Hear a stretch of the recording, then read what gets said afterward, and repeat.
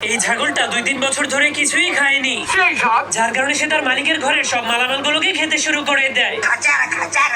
এমনকি সেই মেয়েটার লেহেঙ্গাটাকেও ছিঁড়ে খেয়ে ফেলে, আর এই পুরো পৃথিবীটাকেও খেয়ে ফেলে, এমনকি তার মালিকের লুঙ্গিটাকেও খেয়ে ফেলে।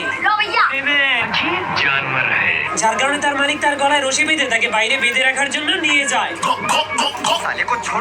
কিন্তু সেই হারামি তার গলার রশিটাকেও খেতে শুরু করে দেয়। এজন্য তার মালিক যখনই তাকে থামানোর চেষ্টা করে তখনই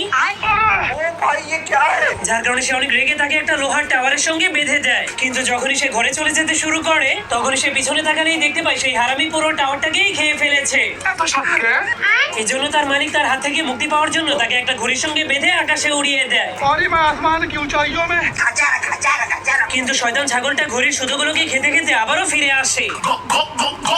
তুমি কি পাগল হইলে না মাথা খারাপ? এজন্য তার মালিক অনেক রেগে তাকে একটা ঘোড়ার